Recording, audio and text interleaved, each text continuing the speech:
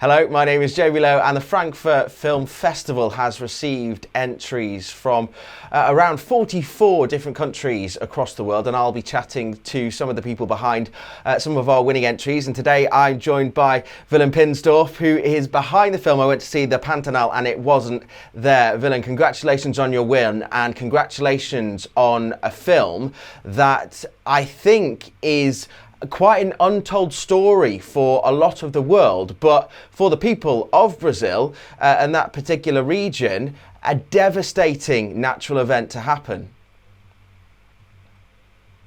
Yeah, for sure. It was like we lost like 26% of Pantanal, which is a very rich environment, and it was like a horror film. Terrible. And now I did mention there that it was a natural sort of a natural sort of disaster, but I mean, was it? You know, you were there on the ground. We've heard a lot about, you know, the deforestation campaigns in particular parts of the rainforest, and there is some suspicion that this could have been, you know, human intervention. Humans could have started these fires. Yeah, for sure. There's a lot of signals that we got fire provoked by humans and just got out of control. It's natural to have fires during the season of the year, but not that big. So for sure, we have a government that is not looking for the natural environment. Amazon, Pantanal, and people, some bad people are using it to make more land for their agriculture and for cows and you know this kind of thing. So this is like an alert that we wanted to register and send it to the world because it was devastating, and it's a very, very rich environment with a great biodiversity. So it's a terrible thing, and everybody needs to know to see what's going on.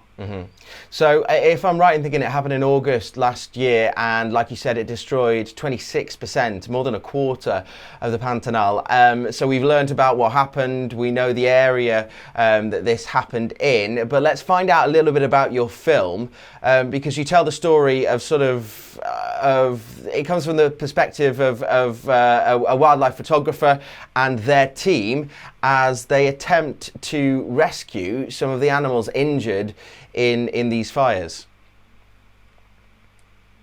Yeah, we are following Edson Bandeira, which is a great wildlife photographer from Brazil, and he went to Pantanal to register, and we went behind him, and we stayed there for 50 days, probably the longest period that a crew stayed at Pantanal during this the fires, and yes, we go along all the region, going from one. We have many characters that are appearing to Edson and for us on the film, and they are people trying to save the animals and volunteers trying to stop the fire, and you see bird and animals and all kinds of stuff. Nobody wants to see it. Well, I mean, it's important to see, and sort of an editorial, a directorial choice that you chose for the opening moments of the film was to really set out the devastation and the drama that happened. And, you know, it's a sight that you never thought you'd see, a I don't know whether it's a crocodile or an alligator. I'm not too good with my different types of reptilian species, but whatever it was, crocodile or alligator, was burned in situ as it was trying to escape. I mean, to film something, I mean, to show something like that, you're obviously trying to reach out to the viewer, but to film something like that, that must have been, you know, behind the lens, a devastating thing to do for yourself. Yeah, for sure. It's terrible. I'm used to I'm a film director, documentary, and I'm always on the nature, shooting adventure and mountains and waves, surfers and things like that. And yes, it was very devastating to see. And I think that comes through with the way that it's edited together. But I mean, you've mentioned that you need to get the warning out, you need to get the message out to the rest of the world. Is that why you showed such, you know, the graphic nature of what happened? Is that why you chose to do that? Yeah, for sure, because it was romantic, and I wanted people to feel it. So yeah, it's our choice to show it this way, to maybe change the things and make people think about it and take some action. That's the idea. It's really shocking, and you have to see it. That's the reality of what was going on. So tell me how you did film it then. So when you heard that this was happening, when you were told about it, did you literally just pick up a camera and run there and then film whatever you could as it happened? Or did you take a sort of more storytelling approach? Did you know what you wanted to film before you started to film it? Yeah, first I talked to Edson. He told me that he was going there. And then we decided to go together, and yes, we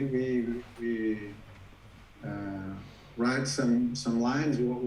What kind of approach we were expecting to do, and to find strong characters, to focus on strong characters. I was thinking at first to have one or two or three characters, main characters, but it happened that it was impossible because we are moving all the time, and then we have more characters, but then we have the main character, which is Edson, telling this story. So, but yeah, we went there like in a guerrilla style with a camera, one microphone, and a drone, and let's do it. And how did you, because some of the hardest things to do, especially, you know, in such a dangerous environment with so many people, is to capture is to capture sound. What sort of sound equipment were you using? Was it sort of just, you know, a directional mic on top of the camera, or was it something else? No, only the directional mic on the camera and lavalier for interviews. Okay. It's very simple. Yeah. Yes. I wish we could have more crew and more structure, but at the end, I like the result. It's very raw and show what happened. Yeah, I think to have it too clinical and to have it, you know, at less raw would be a disservice to what was going on, because it's quite amazing what this team of people were doing to try and, you know, care for the injured and distressed animals that were left after this devastating fire. Yeah, that's it was very lots of emotional moments with the biologists. And us seeing dead animals and animals that were almost dead. We have the ants, the big animal that has been rescued and sent to a hospital, to animal hospital. it was lots of effort, and we knew 1 week later that it didn't survive. But in the other hand, we could see the leopard that was with very with the foods or burden, and they take care, and then we saw that this animal going back to the environment. It was very nice to see, like a relief at the end, but we didn't stay with this relief until the very end, because it's an alert. It's not a happy story, not a happy ending, but yeah, we got this relief. And every film needs a story, doesn't it? You know, every story needs a story arc. So, thinking about you filming then on location in maybe some quite dangerous environment, how did you manage to make that work as a filmmaker? Because, you know, you're thinking about a lot of things. You're thinking on your feet. You're trying to make sure that, you know, shots in focus, the sound is good, and you're also capturing the correct part of the action. What's going through your mind as you're filming? It was very hot, sometimes more than 40 degrees, and difficult to breathe. But yeah, when you are behind the camera, for me at least, it happens something that you forget everything and you focus on that, on the image, on the composition, and what you want to shoot, and you're there. And obviously this is very different to the other stuff that you've been working on as sort of as an adventure wildlife cinematographer. Why don't you describe a few more happier moments in your career and some of the other stuff that you've worked on in your career so far? Yeah, I've been shooting with great athletes around the world, surf and climbing and everything, you skate, everything you can imagine. And yeah, that's a lot of things in common, because I've been in danger many times. When I went to Antarctica, for example, we almost died on the plane, and then the second time on the ship, cruising the Drake Channel. But I use the camera as an escape for this moment. When I'm behind the camera, I forget everything and I'm just shooting. So you're not terrified at all as long as the camera is out. Take away the camera. Crazy. After that, I saw the image of, oh my God, I was bad, but. Oh God. Yeah.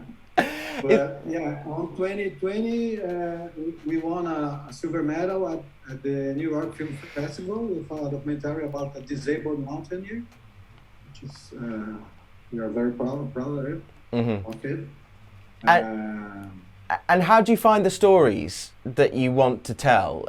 Because I'm guessing from what you've just said there, no story is really the same, and no subject really follows on from the other. So, you know, how do you go about finding the subjects for your film? Yeah, I'm a surfer and a climber, and I also dive and do mountain bike, so I know a lot of people. And as I'm always shooting it, people come to me, oh, look, I have this idea, I'm going to do this and that, and then we have this. And also work for Red Bull in Brazil and Latin America. Oh, amazing.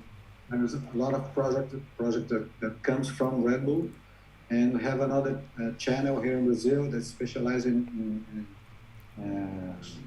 outdoor sports, and we are also working every time with them. So lots of people and friends and clients come up with ideas. Now I could watch some of the Red Bull footage for hours and hours and hours. I think I'm a bigger fan of the sort of up in the mountains on the snow doing crazy things with snowboard and skis type of guy. But in all of that sort of stuff, it's all about capturing that moment, and it's all about being ready and prepared to capture that amazing, incredible moment. It's almost like precision filmmaking.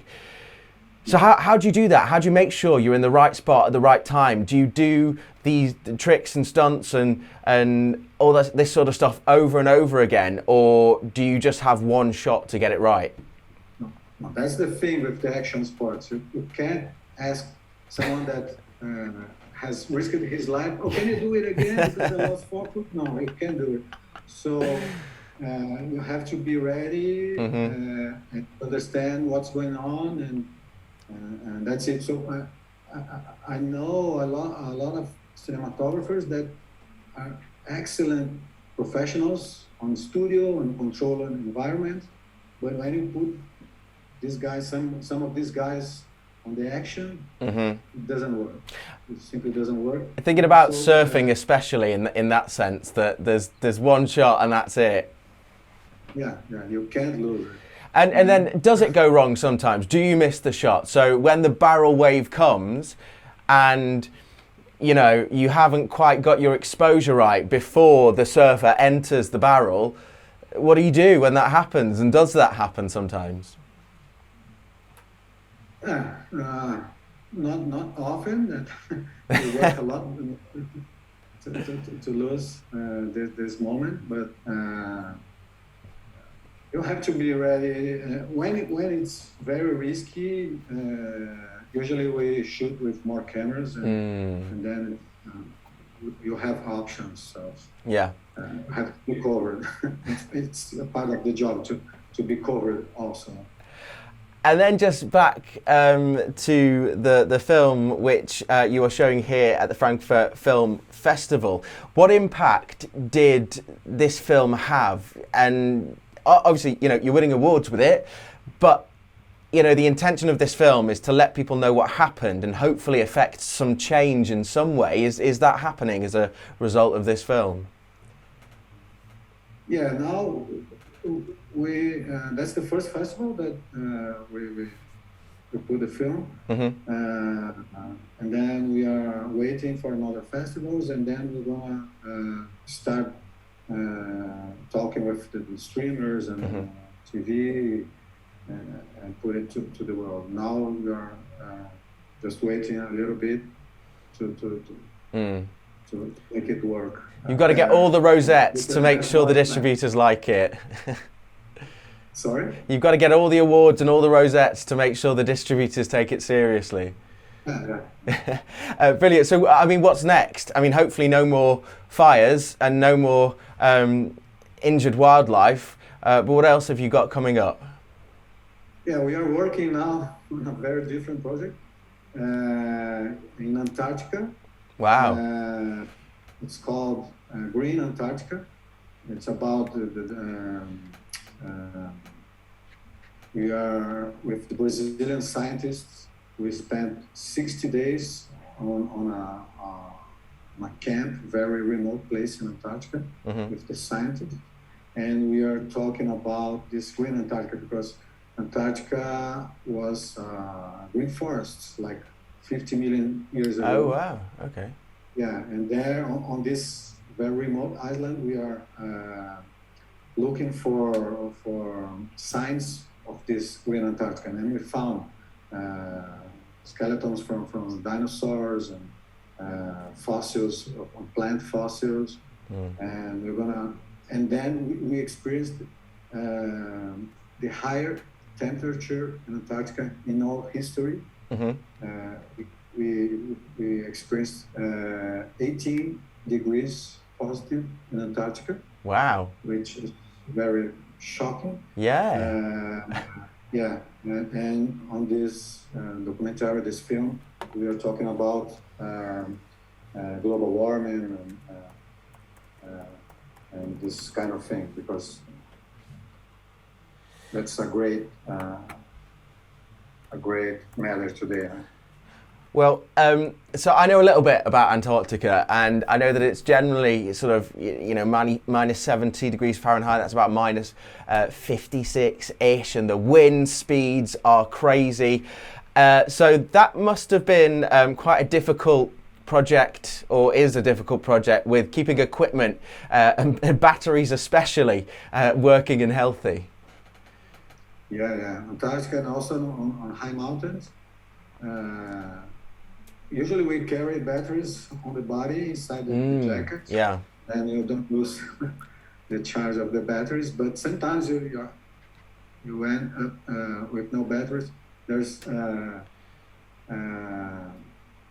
one story when we were shooting Fernanda Marcel, which is a trail runner. She goes up and down Aconcagua, which is 7,000 meters mountain, highest peak in the Americas, and she did it in less than 24 hours. And then we had lots of cameras, cinematographers on the mountain, and when she reached the